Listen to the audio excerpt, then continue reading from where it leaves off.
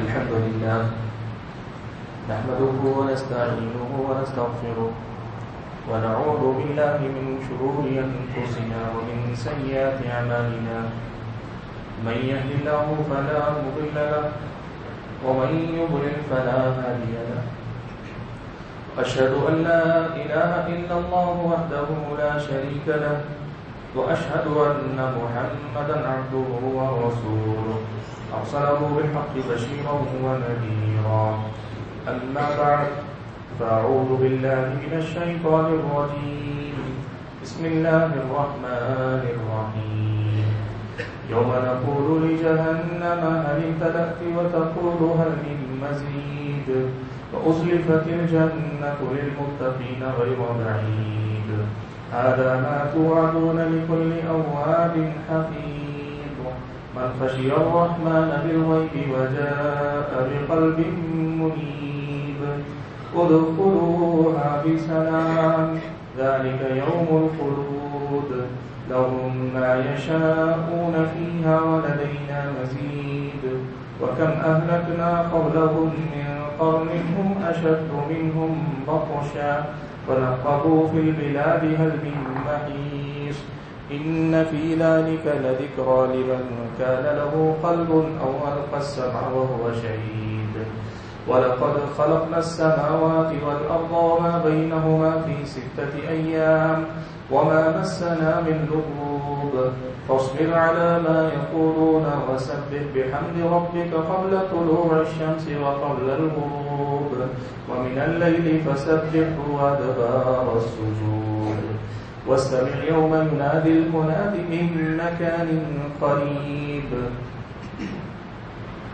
يوم يسمعون الصيحة بالحق ذلك يوم الخروج إنا نحن نحيي ونميت وإلينا المصير يوم تشقق الأرض عنهم سراعا ذلك حشر علينا يسير نحن أعلم بما يقولون وما أنت عليهم بجبار فذكر بالقرآن من يخاف وعيد وقال تبارك وتعالى أيضا يا أيها الذين آمنوا كتب عليكم الصيام كما كتب على الذين من قبلكم لعلكم تتقون بزرگان محترم، ملت اسلامیہ کے نوجوانوں اور پردہ نشین خواتین اسلام، اللہ تبارک و تعالیٰ کی ذات ہر قسم کی تعریف و توصیف، ہر طرح کی حمد و ثنا اور میری اور آپ سبھی حضرات اور خواتین کی ہر قسم کی عبادتوں کی اکیلی اور تنہا مستحق ذات ہے، جس کی بندگی میری اور آپ کی زندگی کا مقصد ہے اور جس کی بندگی میں ہماری زندگی کا گزرنا ہمارا اپنا سب سے بڑا کمال اور سب سے بڑا کارنامہ ہے۔ درود و سلام و نبی آخر الزمان محمد مصطفیٰ صلی اللہ علیہ وسلم کی ذات گرامی پر، جنہیں اللہ تبارک و تعالیٰ نے اپنا آخری نبی و رسول بنا کر بھیجا، دنیا کے لیے رحمت بنا کر بھیجا، اپنی اس امت کے لیے رحمت بنا کر بھیجا، جنہوں نے اللہ تبارک و تعالیٰ کا وہ دین ہم اور آپ تک پہنچایا ہے، جو دین ہماری آخرت اور ہماری اپنی اللہ تبارک و تعالیٰ کے سامنے کامیابی اور کامرانی کی ضمانت ہے، اور اس سے پہلے اس دنیا میں بھی ہماری اور آپ کی اس دنیا کو اچھا بنانے والا، اس دنیا کو سنوارنے والا اور اس دنیا میں ایک اچھی اور مثالی زندگی جینے کا سلیقہ سکھلانے والا دین ہے۔ حاضرین جمعہ، اللہ کا فضل و کرم ہے کہ رمضان کے مہینے کی بابرکت ساعتیں ہم اور آپ گزار رہے ہیں۔ ماہ رمضان کا ایک بڑا حصہ گزر چکا ہے، اس مہینے کے روزے ہم رکھ رہے ہیں، اس مہینے میں ہم قیام کر رہے ہیں، اس مہینے میں ہم اور آپ قرآن کی تلاوت کر رہے ہیں، اور اللہ کی توفیق کے مطابق اللہ کی راہ میں خرچ کر رہے ہیں. اس مہینے میں ہم اور آپ توبہ و استغفار کر رہے ہیں اور اللہ تبارک و تعالیٰ کے ذکر و اذکار کی جتنی توفیق ہم اور آپ کو میسر آ رہی ہے ہم اور آپ اسے انجام دے رہے ہیں. ماہ رمضان کا آخری عشرہ ابھی جلد ہی شروع ہونے جا رہا ہے. ماہ رمضان کی ایک بہت بڑی خوبی یہ ہے کہ اس کے ابتدائی ایام سے زیادہ اس کے آخری ایام زیادہ فضیلت والے ہیں. اس کی ابتدائی راتوں سے زیادہ اس ماہ کی آخری راتیں زیادہ فضیلت والی ہیں. اللہ کے نبی صلی اللہ علیہ وسلم نے یہ جو بات بیان فرمائی کہ انما الاعمال بالخواتیم، کہ اعمال کا دار و مدار تو خاتمے پر ہے.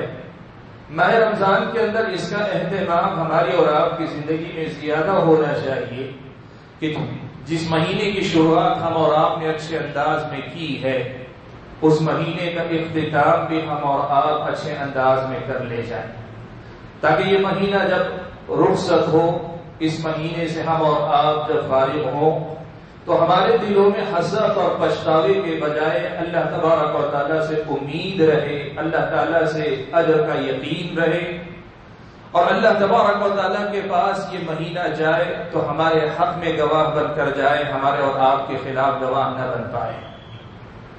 حاضرین جمعہ، میں نے خطبہ مسنونہ کے بعد جو آیت کریمہ آپ کے سامنے پڑھی ہے اس آیت میں اللہ تبارک و تعالیٰ نے رمضان کے روزوں کا مقصد اللہ تعالیٰ کا تقوی بتلایا ہے. روزوں کا مقصد یہ ہے کہ انسان کی زندگی میں تقوی پیدا ہو. اگر وہ پہلے سے متقی ہے، کمال درجے کا متقی ہے، تو اس پر ثابت قدمی اسے ملے. اگر وہ متقی ہے لیکن درجہ ذرا کم ہے تو وہ اپنے درجے کو بڑھا کر اعلیٰ درجے کا متقی بن جائے. اور اگر وہ گنہگار قسم کا مسلمان ہے، نافرمان قسم کا مسلمان ہے، تو پھر اللہ تبارک و تعالیٰ کا تقوی اس کے اندر پیدا ہو. یہ اس مہینے کا مقصد ہے، اس مہینے کے روزوں کا مقصد ہے. اللہ تعالیٰ نے یہ بات اس آیت کریمہ کے اندر بیان فرمائی ہے. آج کی اس کتاب میں خطبہ جمعہ میں آپ حضرات کے سامنے اسی حوالے سے ایک بڑی ہی اہم بات رکھنا چاہتا ہوں. بھائیو، اللہ تعالیٰ کا تقوی میرے اور آپ کے دل کے اندر کیسے پیدا ہوگا؟ ہماری زندگی تقوی والی زندگی کیسے بن پائے گی؟ میری اور آپ کی زندگی تقوی کے رنگ میں کیسے رنگ پائے گی کہ اللہ تبارک و تعالیٰ پسند فرمائے، اللہ تبارک و تعالیٰ ہم اور آپ سے راضی ہو جائے؟ تقوی کا وہ کمال مجھ کو اور آپ کو کیسے نصیب ہوگا؟ ایک مجمل بات یہ ہے کہ اس مہینے کی جملہ عبادتوں کی ہم اور آپ پابندی کریں، لیکن ساتھ میں ایک بنیادی بات ہے جسے ہم اور آپ کو سمجھنا چاہیے، وہ یہ کہ اس مہینے میں اللہ تبارک و تعالیٰ نے تقوی کا جو سامان رکھا ہے، تقوی کے جو ذرائع اللہ نے رکھے ہیں، تقوی کے جو راستے اللہ تعالیٰ نے رکھے ہیں، ان تمام کے اندر ایک بات قدر مشترک ہے، ایک بات کامن ہے ان سب کے اندر. وہ یہ ہے کہ اس مہینے کی ہر عبادت میرا اور آپ کا تعلق اللہ تعالیٰ سے مضبوط کرتی ہے. یاد رکھو میرے بھائیوں، ہماری دنیا کی بھلائی اور ہماری آخرت کی کامیابی اور کامرانی بس اس ایک مسئلے پہ ٹکی ہوئی ہے کہ ہمارا تعلق اللہ تبارک و تعالیٰ سے جڑ جائے، ہم اور آپ اللہ تعالیٰ سے جڑ جائے، اور پھر ساری زندگی اپنے آپ کو کچھ ایسے اللہ تعالیٰ سے جوڑ کر رکھے کہ زندگی کا کوئی لمحہ، زندگی کا کوئی مسئلہ، زندگی کی کوئی بھی گھڑی اللہ تبارک و تعالیٰ سے کٹنے کا تصور میری اور آپ کی زندگی میں نہ آنے پائے.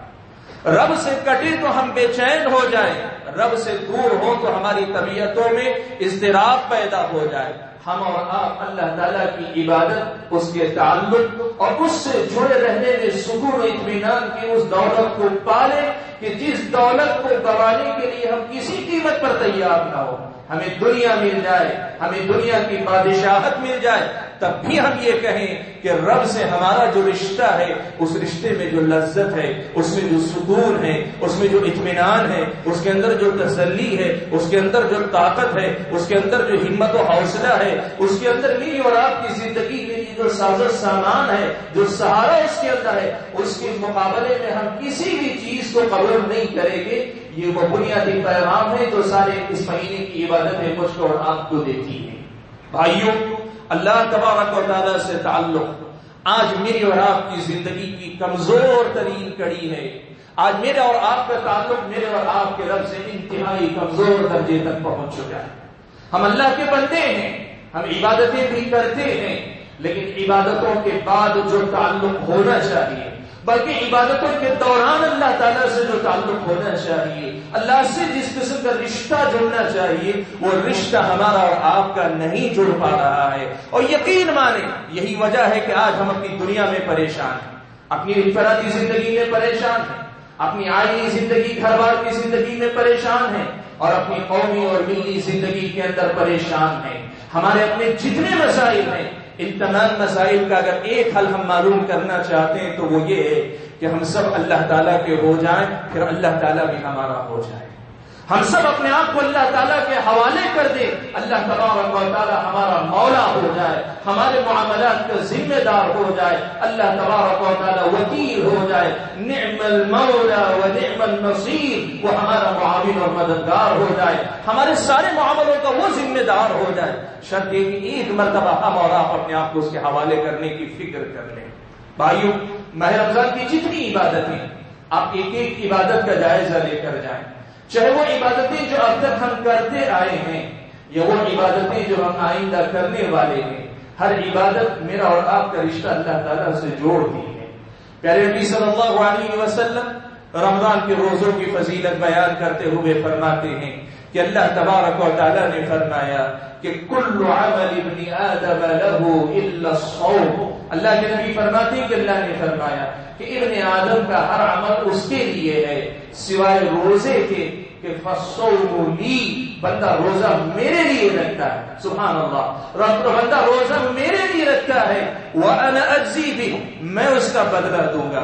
العلم نے لکھا کہ اللہ تعالیٰ نے ہر عمل کا اجر بتا دیا ہے اور اللہ تعالیٰ نے اجر متعین فرما دیا ہے. روزے کا معاملہ ایسا ہے کہ اللہ تعالیٰ نے اسے بندے کے ساتھ خصوصی تعلق کا معاملہ قرار دیا. کہا کہ فالصوم لی، روزہ میرے لیے بندہ رکھتا ہے، وَأَنَا أَجْزِي بِهِ، میں اس کا بدلہ دوں گا. روزہ اللہ تعالیٰ سے تعلق کا بہترین ذریعہ. ہم رات میں قیام کرتے ہیں، رات میں ہم اور آپ تراویح پڑھتے ہیں. نماز کے بارے میں اللہ کے نبی صلی اللہ علیہ وسلم نے یہ بات بیان فرمائی کہ بندہ جب نماز میں کھڑا ہوتا ہے انما یناجی ربہ، تو وہ اپنے رب کے ساتھ ہم کلام ہوتا ہے، اپنے رب سے وہ سرگوشی کرتا ہے. وہ جب الحمدللہ کہتا ہے، الحمدللہ رب العالمین کہتا ہے، اللہ تعالیٰ کہتے ہیں حمیدنی عبدی، میرے بندے نے میری تعریف کی. الرحمن الرحیم مالک یوم الدین، یہ جو بندہ ایک ایک آیت پڑھتا جائے اللہ تعالیٰ اس سے ایک ایک آیت کا جواب دیتے جاتے ہیں. یہ بندے اور رب کے درمیان ملاقات کا موقع ہے. آپ اور میں قرآن مجید کی تلاوت کرتے ہیں. یہ قرآن مجید کیا ہے؟ یہ رب ذوالجلال کا کلام ہے، یہ رب ذوالجلال کے کلمات ہیں. رب کے کلمات کو بندہ اپنی زبان سے ادا کرتا ہے، رب کے کلمات کو بندہ دہراتا ہے، رب کے کلمات کو بندہ ادا کرتا ہے. یہ اللہ تعالیٰ سے تعلق نہیں ہے تو اور کیا ہے؟ ہم اور آپ اس مہینے کے اندر مال اللہ کے راہ میں خرچ کرتے ہیں. مال آدمی کیوں خرچ کرتا ہے؟ مال نفس کے نزدیک عزیز ہے، مال سے انسان کی دنیا میں بے شمار فائدے ہیں، مال سے آدمی دنیا کماتا ہے اور مال کے لیے آدمی کتنا خوش کرتا ہے، لیکن پھر بھی اٹھا کر اللہ کی راہ میں خرچ کرتا ہے. کیوں؟ اس لیے کہ بندے کو پتا ہے میں اللہ تبارک و تعالیٰ کو دوں گا اللہ تعالیٰ مجھے دے گا، میں اللہ تعالیٰ کو دوں گا میں اللہ تعالیٰ سے قریب ہوتا جاؤں گا. میرا اور آپ کا مال خرچ کرنا بھی اللہ تعالیٰ سے قربت کا ذریعہ ہے، اللہ تعالیٰ سے نزدیکی بڑھانے کا ذریعہ ہے. ہم اور آپ اس مہینے میں اعتکاف کریں گے انشاءاللہ. جو اعتکاف آنے والا ہے، اعتکاف کیا ہے؟ رب کی عبادت اور بندگی کے لیے خلوت اختیار کر لینا، تنہائی میں چلے جانا، اپنے نفس کو لے کر رب کے حوالے ہو جانا، گڑ گڑانا، اپنا دامن پھیلانا، اس کے سامنے اپنے گناہوں کو پیش کر کے معافی طلب کرنا، اپنی دنیا کے لیے دعا کرنا، اپنی آخرت کے لیے دعا کرنا. اللہ تبارک و تعالیٰ سے ایک قسم کی تنہائی، اللہ تعالیٰ سے تعلق جوڑنے کے لیے اعتکاف میں بندہ یہی تو کرتا ہے. شب قدر کی آدمی تلاش کرتا ہے، آخری پورے عشرے کے اندر آدمی راتوں میں عبادت کر کے اللہ تعالیٰ کے لیے اللہ کی عبادت کر کے وہ رات تلاش کرنا چاہتا ہے جو رات اللہ تبارک و تعالیٰ کے نزدیک 1000 مہینوں سے بہتر ہے. یہ کیوں کرتا ہے؟ اس لیے کہ اسے پتا ہے کہ میری ایک رات کی عبادت پر اللہ تعالیٰ مجھے جب نوازنے پہ آئیں گے اتنا نواز دیں گے کہ ایک رات نہیں 1000 مہینوں کے برابر اللہ تعالیٰ عطا کریں گے. بھائیو، ہم اور آپ ذکر و اذکار کرتے ہیں. ہمارے اور آپ کے جو اذکار ہیں 5 وقتہ نمازوں کے بعد ہو، مختلف مناسبتوں کے بعد ہو، آپ دیکھیں اللہ تعالیٰ کی یاد ہی یاد ہے، اللہ تعالیٰ سے رشتہ ہی رشتہ ہے. ماہ رمضان کا سب سے بڑا پیغام آپ کو اور مجھ کو یہی ہے کہ میری اور آپ کی یہ عبادتیں واقعی معنوں میں ہمارے دل کا وہ رشتہ اللہ تعالیٰ سے جوڑ دے جو رشتہ یا تو کمزور ہے یا ٹوٹا ہوا نظر آتا ہے یا پھر اس کے جڑے ہونے کا احساس ہم اور آپ کو نہیں ہو پاتا ہے. اپنے آپ کو اللہ تعالیٰ سے جوڑنے کی ہم اور آپ فکر کریں. بھائیوں، اس مہینے کا سب سے اہم پیغام یہی ہے کہ ہم اور آپ اس مہینے سے تقوی کا وہ پیغام لیں، تعلق باللہ کا وہ پیغام لیں جو اگلے 11 مہینے تک بلکہ اگلی ساری زندگی ہم اور آپ کو اللہ تعالیٰ سے جوڑے رکھے، اللہ کے دین سے جوڑے رکھے، نبی کی سنت سے جوڑے رکھے، اللہ تبارک و تعالیٰ کے دین سے وابستہ رکھے. دین سے ایسی محبت مجھ کو ہو جائے کہ پھر سارے 11 کے 11 مہینے بھی ہم اسی کیفیت کے ساتھ اللہ سے جڑے رہیں جس کیفیت کے ساتھ ہم اور آپ یہاں جڑے ہوئے ہیں. حاضرین گرامی، ماہ رمضان کی یہ مناسبت اللہ تعالیٰ نے عطا فرمائی ہے اور اللہ تعالیٰ نے عبادتوں کی توفیق بھی عطا فرمائی ہے. دعا کرتے جائیے کہ اللہ تعالیٰ تعلق باللہ کی یہ کیفیت بھی مجھ کو اور آپ سب کو نصیب بھی کرتا جائے. ہم اور آپ کو اللہ تعالیٰ تعلق باللہ کی یہ کیفیت عطا کرتا جائے. میں یہ بات بتانا چاہوں گا کہ ہمارا اور آپ کا ہمارے رب سے جو تعلق ہے اس کے کئی درجات ہیں، کئی مرحلوں میں جا کر یہ تعلق مضبوط ہوتا ہے. ہم جائزہ لیں کہ ہمارا تعلق اللہ تعالیٰ سے کس مرحلے میں ٹوٹا ہوا ہے، کس مرحلے میں ہم اور آپ اللہ تعالیٰ سے تعلق قائم کرنے میں کمزور واقع ہو رہے ہیں. اس کا جائزہ لیں ان درجات کی مراحل کی روشنی میں.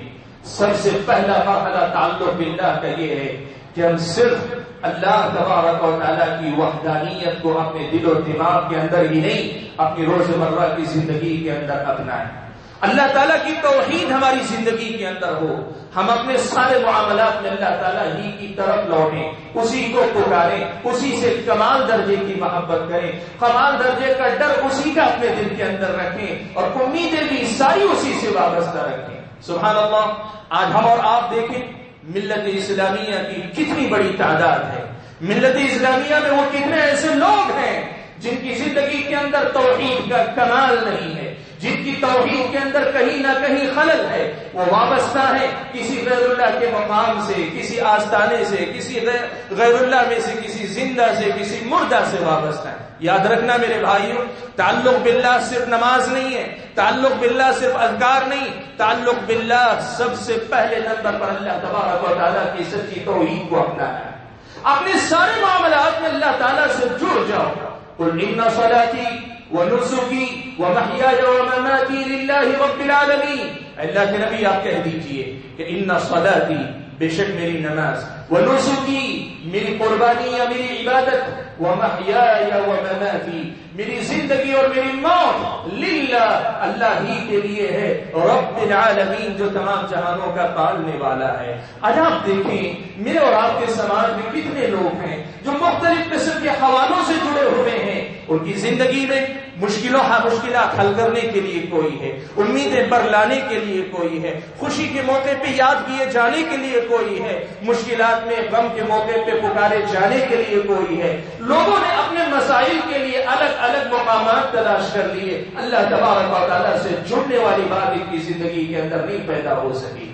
ابراہیم علیہ السلام کو اللہ تعالیٰ نے ایک امت کہا. ابراہیم علیہ السلام کو اللہ تعالیٰ نے ایک امت کہا اور ابراہیم علیہ السلام کی خصوصیت یہ بنائی کہ وَلَكِنْ كَانَ حَنِيفًا مُسْلِمًا، وہ ہر طرف سے منہ موڑ کر یکسو ہو کر اللہ تعالیٰ کی طرف متوجہ ہونے والے تھے.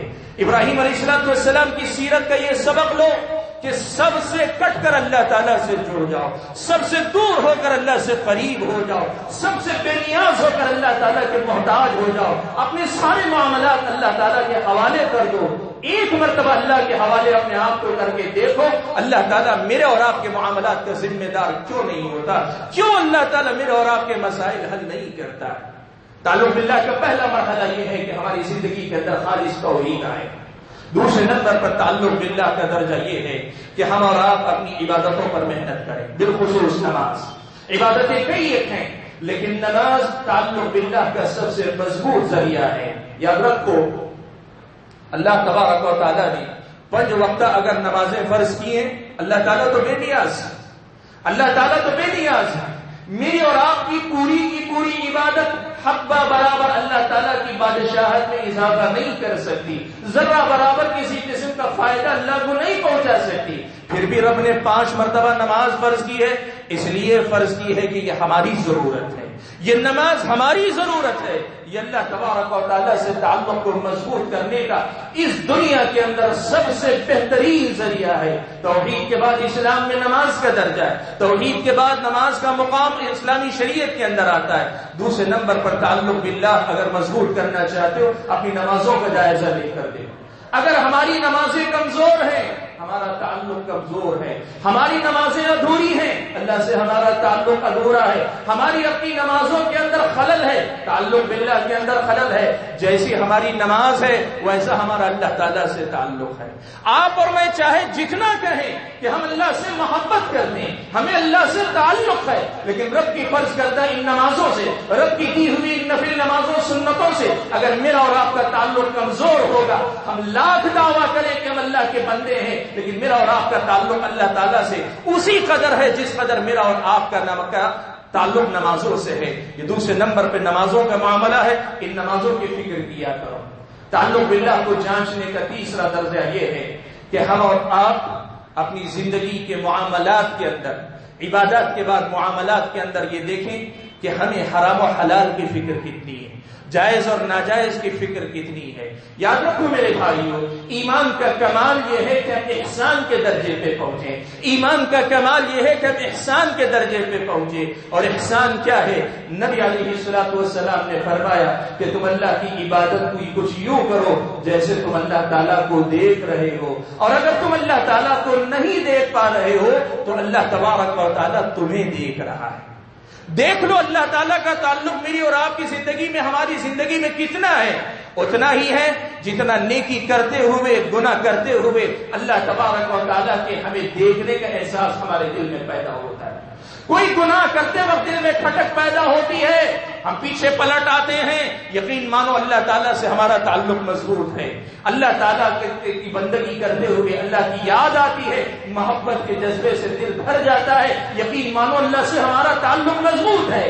لیکن نیکی چھوڑتے ہوئے، گناہ کرتے ہوئے آدمی کے دل میں احساس جاگے کہ میں کچھ غلط کر رہا ہوں، لیکن آدمی پلٹ کر چلا جائے، سمجھ جاؤ اللہ تعالیٰ سے ہمارا تعلق کمزور ہے، اللہ تعالیٰ سے ہمارا رشتہ کمزور ہے۔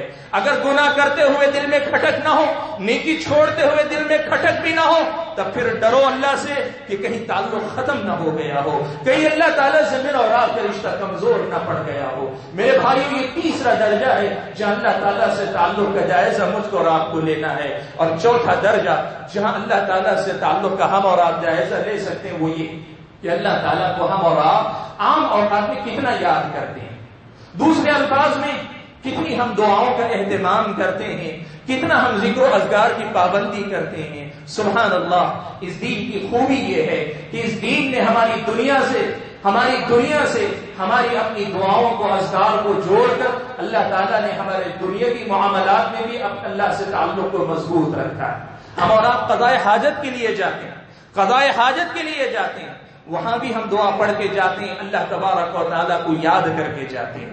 ہم اور آپ کھاتے پیتے ہیں، اللہ کا نام لے کر کھاتے ہیں۔ ہم اور آپ سوتے جاگتے ہیں، اللہ تعالیٰ کا نام لے کر سوتے جاگتے ہیں۔ دیکھ لو میری اور آپ کی زندگی میں اللہ تعالیٰ سے تعلق کہاں ہے، کتنا ہے۔ اگر ذکر و اذکار ہیں اور وہ ذکر و اذکار ہم پڑھتے ہیں اور پڑھتے ہوئے محسوس کرتے ہیں کہ ہم اللہ تعالیٰ کو یاد کر رہے ہیں، اللہ سے ہمارا اور آپ کا تعلق مضبوط ہے، اور اگر یہ نہیں ہے تو اس کا مطلب یہ ہوا کہ ہمارا اور آپ کا تعلق اللہ تعالیٰ سے کمزور ہے۔ میرے بھائیوں، میں نے آپ کے سامنے یہ 4 درجات رکھے ہیں، دیکھ لینا۔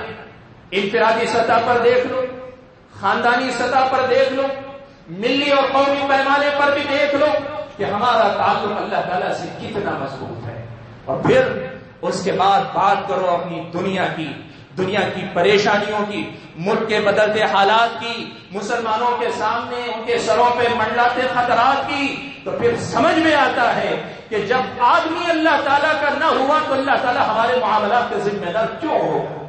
جب ہمارا گھرانہ اللہ تعالیٰ کے راستے پہ چل نہیں سکتا تو اللہ تعالیٰ کو کیا غرض ہے کہ اللہ تعالیٰ ہماری فکر کرے؟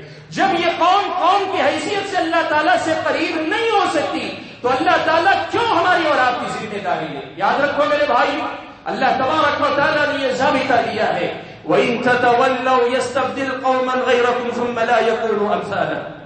اسلام باقی رہے گا، اسلام کو کوئی دنیا میں مٹا نہیں پائے گا۔ یاد رکھو، اسلام کو دنیا سے کوئی نہیں مٹا پائے گا۔ ایک حکومت نہیں، 10 حکومتیں نہیں، ساری دنیا مل جائے، آسمان و زمین ایک کر لے، اسلام کو نہیں مٹا پائیں گے۔ لیکن اللہ نے یہ کبھی نہیں کہا کہ اسلام سے محض نسبت کی وجہ سے تم باقی رہ جاؤ گے۔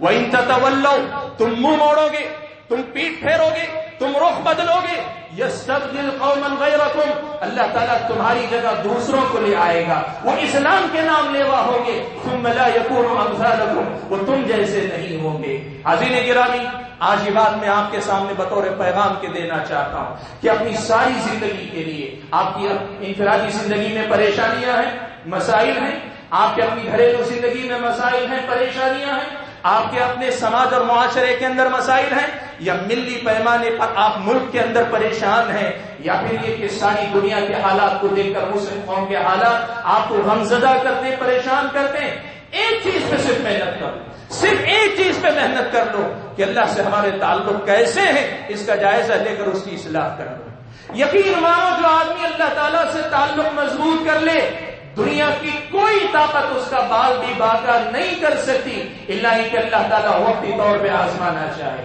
اللہ تعالیٰ وقتی طور پہ آزمانا چاہے تو چاہے، ورنہ دنیا کی کوئی طاقت آپ کا اور میرا بال باقا نہیں کر سکتی، یہ اللہ تعالیٰ کی ضمانت ہے۔ یاد رکھو میرے بھائیوں، یہی حالات، یا اس سے ملتے جلتے حالات بنی اسرائیل کے اوپر بھی گزرے تھے۔ حضرت موسیٰ علیہ السلام کا واقعہ آپ نے پڑھا ہوگا، قرآن مجید کے اندر پڑھ کر دیکھیں۔ جادوگروں نے مقابلہ کیا حضرت موسیٰ سے، ہار گئے، بلکہ ایمان حضرت موسیٰ پہ لے آئے۔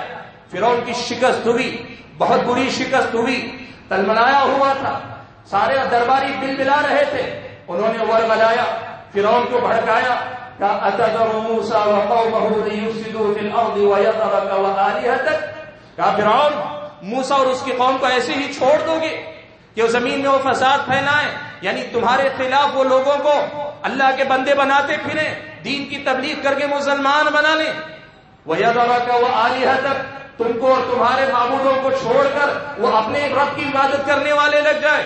فرعون کو بھی غصہ آیا تو فرعون نے کہا کہ نہیں، ایسے ہم نہیں چھوڑیں گے، ہم ان کے بچوں کو قتل کریں گے اور ان کی عورتوں کو زندہ رکھ کر اپنی لونڈیاں بنا لیں گے، ان کے بچوں کو قتل کریں گے اور ان کی لونڈوں کی بیویوں کو، ان کی عورتوں کو زندہ رکھ کر اپنی لونڈیاں بنا دیں گے۔ اور یقین مانے دنیاوی اعتبار سے ایسا کرنے پہ وہ قدرت رکھتا تھا، اللہ تعالیٰ نے اسے مہلت دی تھی، وہ کرتا تھا اور کر رہا تھا، اور اس نے کیا بھی۔ حضرت موسیٰ علیہ السلام نے کیا پیغام دیا؟ یہی پیغام آج ہم آپ مسلمانوں کو دینا چاہتے ہیں، آپ کو یاد دلانا چاہتے ہیں کہ اللہ تعالیٰ نے حضرت موسیٰ کے واقعے میں آپ کے لیے عبرت یہ رکھی کہ قال موسیٰ لقومہ، حضرت موسیٰ نے اپنی قوم سے کہا تھا استعینوا باللہ واصبروا، اللہ سے مدد کے طلبگار ہو، واصبروا، جمے رہو، ثابت قدم رہو، ان الارض للہ، زمین اللہ تعالیٰ کی ہے، کسی ایرے غیرے کا اس پہ کوئی اختیار نہیں چلتا. یورثھا من یشاء من عبادہ، وہ اپنے بندوں میں سے جس کو چاہے یہ زمین عطا کرتا ہے. کبھی تمہیں دی تھی، کبھی کسی اور کو دے رہا ہے، پرسوں کسی اور کو دے گا. لیکن یاد رکھنا والعاقبۃ للمتقین، انجام ہمیشہ متقیوں کا ہوتا ہے، انجام ہمیشہ متقیوں کا ہوتا ہے. تمہارے کرنے کا کام پہلے نمبر پہ یہ ہے کہ تم متقی بن جاؤ، تم تقوی والے بن جاؤ، تمہارا انجام بہتر ہی بہتر ہوگا. یہ 7 آسمان کے اوپر سے اللہ تعالیٰ نے تمہیں ضمانت دی ہے. میرے بھائیوں، حالات جو بھی ہوتے ہیں سب سے پہلے ہم اس کا جائزہ لیں، ان کے اسباب کا جائزہ لیں، ان اسباب کو تلاش کریں جن اسباب کی وجہ سے یہ صورتحال ہمارے سامنے آتی ہے. قرآن مجید میں اللہ تعالیٰ نے واضح الفاظ میں یہ بات بیان فرمائی کا وما اصابکم من مصیبت فبما کسبت ایدیکم وَيَعْفُو عَنْ كَثِيرٍ. اللہ نے فرمایا تمہارے اوپر جو بھی مصیبت آتی ہے وہ تمہارے اپنے ہاتھوں کی کمائی ہوتی ہے. وَلَا يَظْلِمُ رَبُّكَ أَحَدًا، رب کبھی کسی پہ ظلم نہیں کرتا ہے، رب ظالم نہیں ہے. وَلَا يَظْلِمُ رَبُّكَ أَحَدًا وَمَا رَبُّكَ بِظَلَّامٍ لِّلْعَبِيدِ، آپ کا رب بندوں پہ ظلم کرنے والا نہیں ہے. اللہ تعالیٰ نے یہ بات کہی فَبِمَا كَسَبَتْ أَيْدِيكُمْ، یہ تمہارے اپنے ہاتھوں کی کمائی ہے. وَيَعْفُو عَنْ كَثِيرٍ، اور کمال تو یہ ہے کہ یہ تو اللہ تعالیٰ تھوڑا سا مزہ چکاتے، ورنہ اللہ تعالیٰ تو بہت سارے گناہوں کو معاف بھی کرتے. سبحان اللہ. میرے بھائیوں، قرآن مجید کی آیت نے آپ کے میرے مرض کی تشخیص کر دی، آپ کے میرے مرض کو متعین کر دیا. اللہ نے فرمایا اولما اصابتکم مصیبۃ قد اصبتم مثلیھا قلتم ان ھذا قل هو من عند انفسکم. کیا ایسی بات نہیں ہے کہ جب کبھی تمہیں کوئی مصیبت آتی ہو، جیسی مصیبتیں پہلے بھی آ چکی ہیں، لیکن جب کبھی نئی مصیبت آتی ہو تم پوچھتے ہو ان ھذا، یہ مصیبتیں کہاں سے آتی ہیں، کیوں آتی ہیں، ہمیں کیوں آزمایا جاتا ہے، ہمیں پر یہ آزمائشیں کیوں آتی ہیں. اللہ نے فرمایا قل هو من عند انفسکم، اللہ کے نبی آپ کہہ دیجئے یہ تمہاری اپنی طرف سے آ رہی، یہ دشمن کی چال بعد میں ہے، غیروں کی عیاری بعد میں ہے، ان کی مکاری بعد میں ہے، ان کی نفرتیں بعد میں ہیں. سب سے پہلے تمہارے اپنی ذمہ داری بنتی ہے. قل هو من عند انفسکم، یہ تمہارے اپنی طرف سے آتی ہے. اس مسئلے کو یاد رکھو. میرے بھائیوں، اللہ تبارک و تعالیٰ نے حضرت ہود علیہ السلام کی زبانی ایک پیغام دیا. حضرت ہود نے اپنے قوم سے کہا تھا وَيَا قَوْمِ اسْتَغْفِرُوا رَبَّكُمْ، اے میرے قوم کے لوگوں استغفار کیا کرو، استغفار کرو. يُرْسِلِ السَّمَاءَ عَلَيْكُمْ مِدْرَارًا، فائدہ یہ ہوگا استغفار کا کہ اللہ تعالیٰ آسمان سے مسلسل بارش برسائیں گے، یعنی دنیاوی دولت کے اسباب اللہ تعالیٰ میسر فرمائیں گے. اور آگے فرمایا وَيَزِدْكُمْ قُوَّةً إِلَىٰ قُوَّتِكُمْ، جتنی طاقت تمہارے پاس ہے اس سے زیادہ طاقتور اللہ تمہیں بنائے گا. تمہارے پاس جتنی طاقت ہے اس سے زیادہ طاقتور اللہ تمہیں بنائے گا. کیا کرنا ہوگا؟ استغفار کرو، توبہ کرو، اپنے گناہوں کو سے ان کی معافی طلب کرو، پلٹ کر آؤ اللہ تعالیٰ کی طرف، لوٹ کر آؤ اللہ تعالیٰ کی طرف. جائزہ لو اپنے تعلق کا اللہ تعالیٰ سے کہ ہمارے تعلقات کس درجے میں ہیں. میرے بھائیو یاد رکھو، اس دنیا کے اندر میری اور آپ کی قسمت کسی کے ہاتھ میں نہیں، میری اور آپ کی قسمت صرف رب ذوالجلال کے ہاتھ میں. یاد رکھنا میرے اور آپ کے ہاتھ میں بھی نہیں. ہم عمل کرتے ہیں، ہم اسباب اختیار کرتے ہیں، ہمارے سارے معاملات کا ذمہ دار اللہ تعالیٰ ہے. ہمارے سارے معاملات، ہماری تقدیر کا فیصلہ کوئی نہیں کر سکتا، وہ فیصلہ صرف رب ذوالجلال کرتا ہے.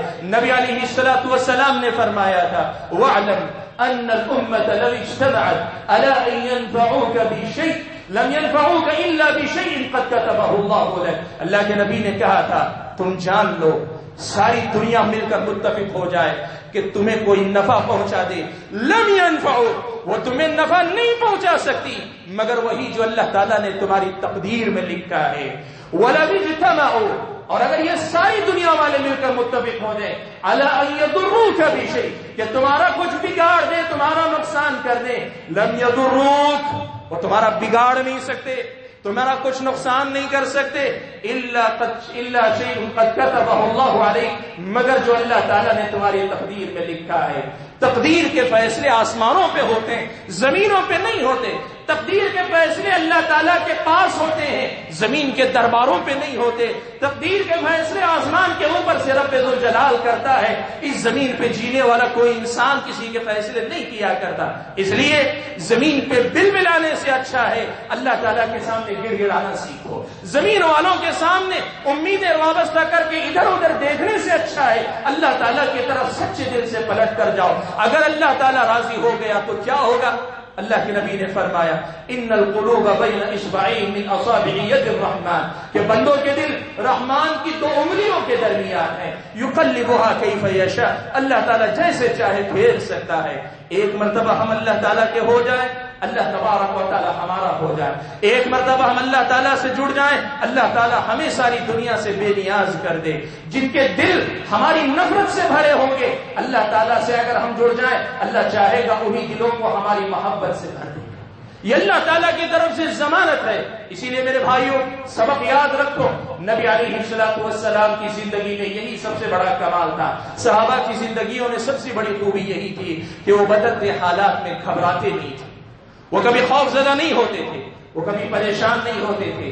اس لیے کہ ان کا تعلق اللہ سے مضبوط تھا اور اللہ تعالیٰ پر انہیں پورا پورا یقین تھا. جب یہ احد کا موقع ہے، اللہ کے نبی صلی اللہ علیہ وسلم اور صحابہ کو پہلے فتح نصیب ہوئی، پھر دشمنوں نے پلٹ کر حملہ کیا، مسلمانوں کو شکست ہوئی.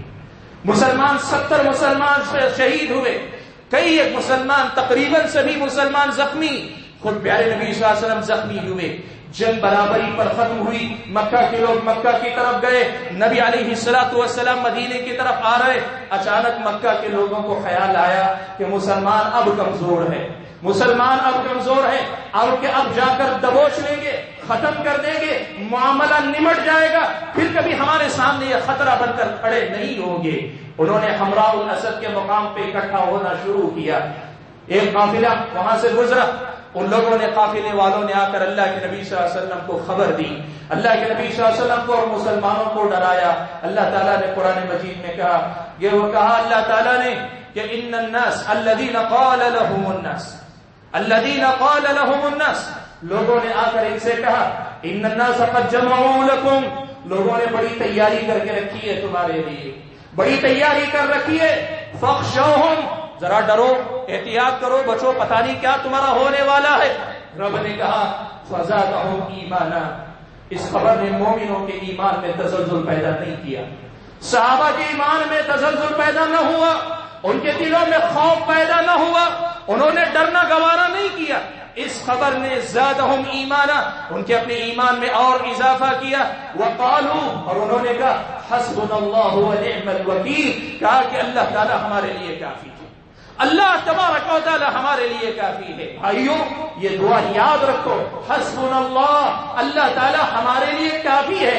ایک مرتبہ اللہ کے ہو جاؤ، ایک مرتبہ اللہ کے ہو جاؤ، اور پھر اس کے بعد یہ کہو حسبنا اللہ. امام بخاری نے نقل کیا حضرت ابراہیم علیہ السلام کو آگ کے اندر زندہ پھینکا گیا تھا، آگ کے اندر زندہ پھینکا گیا تھا، اس وقت حضرت ابراہیم یہی دعا پڑھ رہے تھے، حسبنا اللہ، اللہ تعالی ہمارے لیے کافی ہے. جب اللہ سے تعلق مضبوط ہوگا اور مومن اللہ کو یاد کرے گا، آگ اپنا اثر دکھانا بھول جائے گی اور دنیا کے یہ اسباب میرا اور آپ کا کیا بگاڑ پائیں گے. اللہ نے فرمایا فانقلبوا بنعمت من اللہ وفضل، ان مومنوں کا معاملہ بھی یہی ہوا کہ انہوں نے اپنے ایمان کا ثبوت دیا، ڈرائے نہیں، گھبرائے نہیں، اللہ کو یاد کیا. نتیجہ یہ نکلا واپس لوٹے تو اللہ کی نعمت اور اللہ کا فضل لے کر لوٹے. حال یہ تھا کہ لم یمسسہم سوء، ذرا برابر ان کا کوئی نقصان نہیں ہوا، ذرا برابر ان کا کوئی نقصان نہیں ہوا. جنگ احد کا یہ سبق مجھ کو آپ کو یاد دلاتا ہے کہ مسلمان اسباب کی دنیا میں اسباب اختیار کرتا ہے، لیکن اس کا بھروسہ اسباب سے زیادہ مسبب الاسباب رب ذوالجلال پر اس کا بھروسہ ہوتا ہے. اس کا تعلق اسباب سے ہوتا ہے، لیکن اسباب سے زیادہ گہرا رشتہ اس کا ساتوں آسمانوں کے اوپر موجود رب سے اس کا رشتہ سب سے مضبوط ہوتا ہے. میرے بھائیوں تعلق باللہ کو مضبوط کرنے کی کوشش کرو. اور بالخصوص میں آپ کے سامنے یہ بات بتانا چاہوں گا کہ ذکر و اذکار میں ان دعاؤں کو کثرت سے پڑھنے کا اہتمام کرو جو دعائیں ایک طرف میرے اور آپ کے تعلق کو اللہ سے مضبوط کرتی ہیں تو دوسری طرف میری اور آپ کی دنیا کو اچھا کرنے کی ضمانت ہے۔ صحیح مسلم کی روایت میں اللہ کے نبی صلی اللہ علیہ وسلم نے یہ دعا سکھلائی ہے، اللہم انی اعوذ بک من زوال نعمتی، اے اللہ تعالیٰ میں تیری پناہ میں آتا ہوں اس بات سے کہ تیری نعمت زائل ہو جائے، تیری نعمت مجھ سے چھن جائے، اس بات سے میں تیری پناہ مانگتا ہوں۔ وتحول عافیتی، اور تیری جو عافیت مجھ پر ہے وہ بدل کر کہیں میں آزمائش میں مبتلا نہ کر دیا جاؤں، ایسی صورتحال سے میں تیری پناہ مانگتا ہوں۔ وفجاءت النقمۃ، اچانک تیری پکڑ مجھے آ کر پکڑ لے، اچانک تیری گرفت میں آ جاؤں، میں اس سے تیری پناہ مانگتا ہوں۔ وجمیع سخطک، ہر قسم کی تیری ناراضگی سے میں پناہ مانگتا ہوں۔ یہ دعا کثرت سے پڑھا کرو، یہ دعا کثرت سے پڑھا کرو، یہ اللہ سے تعلق بھی مضبوط کرتی ہے اور دنیا میں اللہ کی طرف سے جو ناراضگی کی شکل میں سزا مل سکتی ہے اس سے نجات بھی دلاتی ہے۔ دعائے قنوت کے علاوہ نماز تراویح کے اندر اللہ کے نبی صلی اللہ علیہ وسلم کی دعا کے کلمات میں سے یہ بھی کلمات تھے، اللہم انا نعوذ برضاک من سخطک، اللہ تعالیٰ تیری ناراضگی کے مقابلے میں تیری پناہ، تیری ناراضگی کے مقابلے میں تیری رضامندی کی پناہ میں ہم آنا چاہتے ہیں۔ وبمعافاتک من عقوبتک، تیری سزا کے مقابلے میں تیری عافیت کے ہم طلبگار ہیں۔ وبک منک، اللہ تعالیٰ تجھ سے بھاگ کر ہم تیری ہی پناہ میں آنا چاہتے ہیں، تیرے طرح تیری پکڑ سے بچ کر ہم تیری ہی پناہ میں آنا چاہتے ہیں۔ یہ دعا پڑھا کریں۔ اللہ کے نبی صلی اللہ علیہ وسلم نے ایک دعا سکھائی کہ ہم و غم، کسی بھی قسم کی فکر مندی ہو یا کسی بھی قسم کے غم سے آپ کا سامنا ہو، ماضی کی کسی چھوٹی ہوئی چیز پہ غم ہو، مستقبل کی کسی چیز پر اگر آپ کو فکر مندی ہو تو یہ دعا آپ پڑھ لیں۔ اللہ کے نبی صلی اللہ علیہ وسلم نے دعا سکھلائی کا، اللہم انی عبدک ابن عبدک ابن امتک ناصیتی بیدک ماض فی حکمک عدل فی قضاؤک ان تجعل القرآن ربیع قلبی ونور صدری وجلاء حزنی وذهاب ہمی۔ نبی علیہ الصلوۃ والسلام فرماتے ہیں جو بندہ یہ دعا پڑھ لے گا اللہ تعالیٰ اس کے ہم و غم کو دور کر دیں گے، اللہ تعالیٰ اس کے ہم و غم کے لیے کافی ہو جائیں گے۔ اللہ کے نبی صلی اللہ علیہ وسلم پہ کثرت سے درود کا اہتمام کرو کہ اللہ کے نبی نے فرمایا کہ اللہ تعالیٰ پہ درود جو کثرت سے بھیجتا ہے اللہ تعالیٰ اس کے ہم و غم کے لیے کافی ہو جاتے ہیں۔ میرے بھائیوں، ان باتوں کے ساتھ بالکل مختصر سی 5 اہم باتیں آپ کے سامنے میں کہہ دیتا ہوں، صرف گنا دیتا ہوں، جن پر ملت اسلامیہ کو آئندہ اس ملک کے اندر محنت کرنی چاہیے۔ سب سے پہلا کام ہے کہ ہم اللہ تعالیٰ سے جڑیں، ساتھ میں اس پوری انسانیت کو اللہ تعالیٰ سے جوڑنے کی فکر کریں۔ ان انسانوں کی سرکشی کا سبب یہ ہے کہ یہ اپنے رب کے سامنے سرکش ہیں، تو میرا اور آپ کا یہ کیا لحاظ کریں گے؟ سب سے پہلا کام یہ کہ اس انسانیت تک اللہ تعالیٰ کا پیغام پہنچانے کی کوشش کرے، اللہ تعالیٰ کا دین ان تک پہنچانے کی کوشش کرے۔ یہی اس ملک میں ہماری اپنی سلامتی اور ہماری اپنی ترقی کی سب سے پہلی ضمانت ہے۔ دوسرا کام ہم اور آپ یہ کریں کہ اس ملک کی، یہاں کی غیر مسلم جو آبادی ہے، یہاں سے اپنے تعلقات بہتر رکھیں۔ تجارت کرنے والے خاص طور پہ احباب اپنے معاملات درست رکھیں۔ معاف کرنا، غیر مسلم تو غیر مسلم ہے، آج ایک مسلمان کے ساتھ معاملہ کرتے ہوئے گھبراتا ہے، اس لیے کہ ہمارے معاملات اچھے نہیں ہیں۔ بدلو اپنے آپ کو، اپنے معاملات کو بدلو۔ اللہ نے فرمایا وَلَا تَسْتَوِي الْحَسَنَةُ وَلَا السَّيِّئَةُ، برائی اور اچھائی برابر نہیں ہو سکتے۔ ادفع بالتي هي احسن، وہ برا بھی کرے تو تم اچھا کرو، کیا ہوگا؟ فاذا الذي بينك وبينه عداوه كانه ولي حميم، وہ جو تمہارے ساتھ دشمنی رکھتا ہے زیادہ وقت نہیں گزرے گا کہ تمہارا گرم جوش دوست بن جائے گا۔ تعلقات پہ محنت کرو۔ یہ بڑی عجیب بات ہے کہ ایک آدمی ٹی وی کے ذریعے، پیپر کے ذریعے لاکھوں میل بیٹھ کر آپ کے پڑوسی کا دماغ آپ کے بارے میں خراب کر دیتا ہے، اور آپ ایک دیوار کی آڑ کے ساتھ اپنے پڑوسی کو اپنے بارے میں مطمئن نہیں کر سکتے۔ تعلقات بناؤ، لوگوں کو مطمئن کرو، اطمینان کی فضا اپنے ملک کے اندر پیدا کرو۔ تیسرا کام ہے اپنی صفوں کے اندر اتحاد پیدا کرو۔ بڑی سے بڑی طاقت بھی بیکار ہے اگر صفوں کے اندر اتحاد نہ ہو۔ مسلمانوں کے اندر اتحاد اتفاق پیدا کرو، اس کی خاص طور پہ کوشش کرو۔ یہ تیسرا کام ہے۔ چوتھا کام جو کرنا چاہیے، اور اس چوتھے کام کو سب سے زیادہ ان باتوں کے بعد اہمیت حاصل ہے، وہ یہ کہ تعلیم پر محنت کرو۔ اپنے بچوں کو پڑھاؤ، خوب پڑھاؤ، اور یاد رکھو کم سطح پر، نچلی سطح پر تعلیم روکو گے بڑے گھاٹے میں رہو گے۔ اونچی سے اونچی تعلیم اپنے بچوں کو دینا۔ ہو سکتا ہے 10 بچوں کو روزگار نہ ملے، لیکن کم از کم بقیہ 10 بچے جا کر قوم کا کچھ نہ کچھ بھلا کر سکتے ہیں. تعلیم پر محنت کرو، اور یہ بہت ہی زیادہ ضروری ہے کہ ہم اور آپ تعلیم پر محنت کریں. اور 5ویں اور آخری بات یہ ہے کہ مستقبل کے حالات بتاتے ہیں کہ اللہ نہ کرے حالات بگڑ سکتے ہیں تو مسلمانوں کے لیے پریشانیاں اس حیثیت سے بھی آ سکتی ہے کہ نوکریوں کی پریشانی ہوگی. اس لیے تجارت میں دلچسپی پیدا کرو، نوکریاں بھی کرو، لیکن ساتھ میں جہاں تک ہو سکے اپنے آپ کو تاجر برادری سے قریب کرو. آپ چھوٹے ہنر جانتے ہیں، الحمدللہ روزی روٹی کماؤ، لیکن آئندہ کے لیے بڑی تجارتیں، اچھی تجارتوں پہ محنت کرو. یاد رکھو اس دنیا کی طاقت ہتھیار نہیں. نئے زمانے کے اندر طاقتور قوم وہ نہیں سمجھی جاتی جس قوم کے پاس ہتھیار سب سے زیادہ ہو. نئی دنیا کے اندر طاقتور وہ ہوتا ہے جس کے پاس مال اور پیسہ زیادہ ہوتا ہے اسباب کی دنیا میں. اس لیے معاشی طور پر مسلم قوم کو اوپر اٹھانے کی کوشش کرو، اپنے مسلمان بھائیوں کو سہارا دو، اپنے پڑوس کے لوگوں کو سہارا دو. معاشی اعتبار سے تاجر برادری کے اندر اپنا نام آگے بڑھانے کی کوشش کرو. ان 5 مرحلوں میں اگر محنت کریں گے تو شاید اگر کوئی دنیاوی اعتبار سے ہمارا برا کرنا چاہے گا تو شاید اس کا کامیاب دفاع ہم اور آپ کر پائیں گے. بھائیوں، جو پیغام میں آپ کو دینا چاہ رہا تھا بہت ہی مختصر اور سادہ سا پیغام ہے. اس پیغام کو آپ ماہ رمضان کا خصوصی پیغام سمجھیں. ویسے عام طور پر بھی اور خصوصی طور پہ جن حالات میں ہم اور آپ جی رہے ہیں اس میں بھی کہ رمضان کی عبادتیں میرا اور آپ کا تعلق اللہ سے مضبوط کرے اور ہم اللہ تعالیٰ کے ہو جائیں تو اللہ تبارک و تعالیٰ ہمارا ولی، ہمارا مولا، ہمارا ذمہ دار ہو جائے گا. نعم المولا و نعم النصیر. اللہ تعالیٰ کیا ہی بہترین ذمہ دار ہے اور کیا ہی بہترین مددگار ہے. اللہ سے میری دعا ہے کہ اللہ تعالیٰ مجھے اور آپ سبھی حضرات اور خواتین کو جو باتیں کہیں سنی گئی ہیں کہنے اور سننے سے زیادہ عمل کرنے کی توفیق عطا فرمائے. اللہ تعالیٰ ہمارے گناہوں کی مغفرت فرمائے. اللہ تبارک و تعالیٰ نیکیوں کی توفیق عطا فرمائے. اللہ سے تعلق کو مضبوط کرنے کی توفیق عطا فرمائے. اللہ تعالیٰ جو فیصلے ہمارے حق میں نقصان دہ ہیں اللہ تعالیٰ ان سے ہماری حفاظت فرمائے. اللہ تعالیٰ اگر ہماری تقدیر میں کچھ ہماری برائی ہے اللہ تعالیٰ اس کو بدل کر ہماری اچھائی لکھ دے. اللہ تعالیٰ ہم اور آپ کو جب تک دنیا میں رکھے ایمان کے ساتھ رکھے، امن و امان کے ساتھ رکھے، ہمارے ایمان کی حفاظت فرمائے، ہماری اگلی نسلوں کے دین و ایمان کی حفاظت فرمائے. امن و سکون کی دولت اللہ تعالیٰ ہمیشہ برقرار رکھے. اللہ تعالیٰ ملت اسلامیہ کو دین کی طرف صحیح انداز میں پلٹ کر آنے کی توفیق عطا فرمائے. اللہ تعالیٰ جب تک دنیا میں رکھے ایمان اور اسلام پر قائم رکھے اور جب اپنے پاس بلائے تو ہمیں ایمان کی حالت میں بلائے. آمین. وآخر دعوانا الحمدللہ رب العالمین.